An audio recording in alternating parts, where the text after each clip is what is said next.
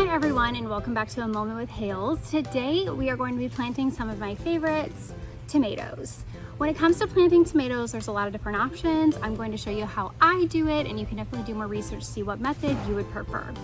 So I am going to be planting these two tomatoes in 2 containers because I want to show people that you can grow your own food even without garden beds, and you can do it on your porch, your patio, wherever. So I have a large pot here, and I'm going to put this Hillbilly, it's a Hillbilly tomato, which I've never grown before, so we'll see what they're like, in this large pot.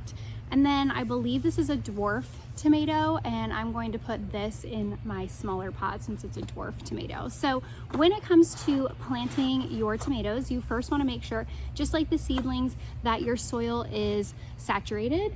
So I have my hose over here. We're gonna go ahead and water down the soil.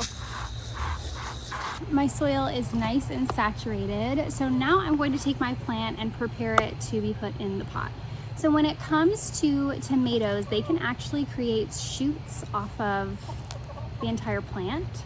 So I am going to open this. And when you go to put the tomato in the ground, you can break off the bottom 2 leaves.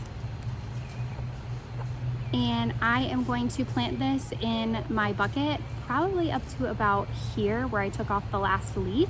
This means 2 more shoots are gonna come out of here and help create a really sturdy stem and root system for my tomato plant. Tomato plants get extremely heavy on the top because of the fruit, and you want to make sure there's a cage around it, but also that you create a really good stalk for it to grow from. And also Charles is in my garden, so let me go get Charles really quick. Charles is definitely my most naughty chicken. She likes to come in the garden all the time whenever I'm in here, so I just want her to say hi. Okay, Charles, time to go. I'm gonna go ahead and put this in the pot. I want to bury it to where I took the 3 branches off so shoots can come out of it. So I'm just gonna dig in here. This is the hole that I have, so I'm gonna put this decently far in the bottom, which you can see that's what it's looking like coming out of the pot. And then I'm going to just fill. So in compared to how long the stem was, this is how much of the plant that I have left at the top. And now we have our dwarf tomato plant, which I've never done dwarf tomatoes, so we'll see what they turn out to be like.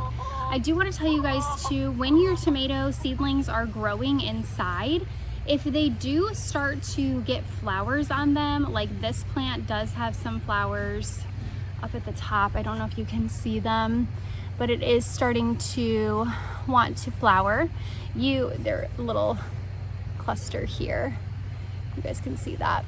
You don't want the plant to concentrate on making the fruit until the root system is established. So I go ahead and pinch off anytime I'm seeing flowering happening on my seedling. It's exciting to know that it wants to produce fruit, but if it's not at that point yet, you want it to be able to focus on its roots and not the actual fruit at this point. So we're gonna do the same thing here. Tomatoes also like sun, so when you're choosing where you want to plant your tomato plant, sun is best. So this is looking really nice.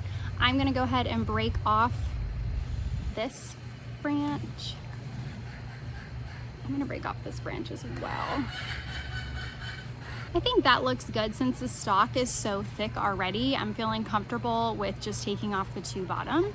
And I'm gonna go ahead and saturate this with water and then bury it up to the first notch here. We have the tomato plant right here in the pot, ready to go, and I'm going to place these 2 containers where they're going to get enough sun and also get hit by the sprinkler as well.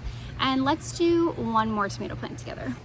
And we have this little tomato. It is labeled it as a large tomato plant because I don't know what it is. I did Hillbilly tomatoes, dwarf tomatoes, purple tomatoes, something else, I don't remember the other ones, but I don't know what this is. We're still gonna go ahead and plant it. So this seedling is looking a little rough.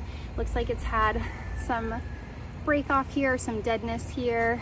Looks like this is dying.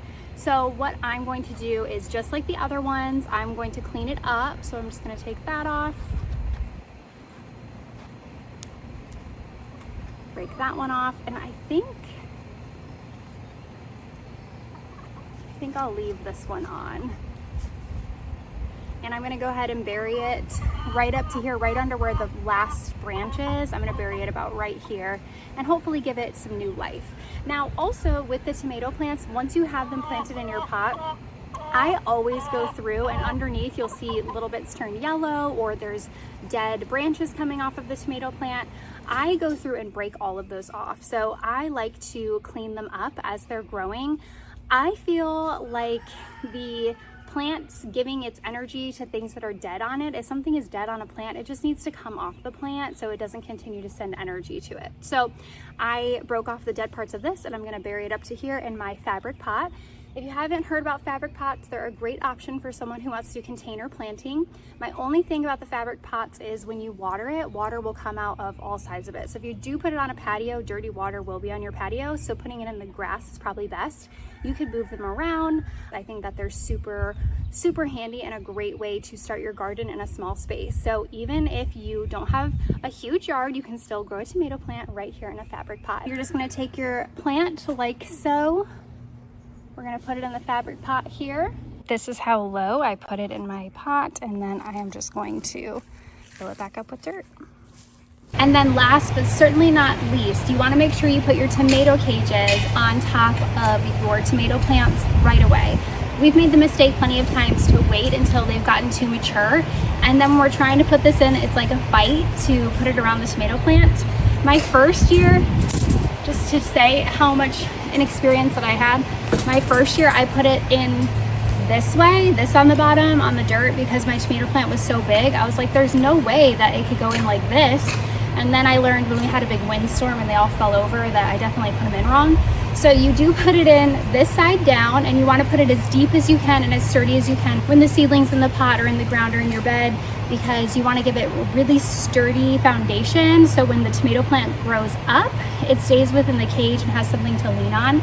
My husband and I also use zip ties quite often on the tomato plants as well to try to keep them sturdy. We even had to build things around our tomato plant last year to make it have something to rest on and lean on as it was growing. So remember, tomatoes are very top heavy plants. So when you are planting them in the ground, you want to make sure you pop off those bottom branches and put it in as deep as you can to create a great stock for it and a good foundation for all the fruit and harvest you're going to have. So I hope this helps you with your growing your tomatoes. And if you have any suggestions or ideas, or if you've learned from your experience, comment below because I would love to learn from you. Happy gardening!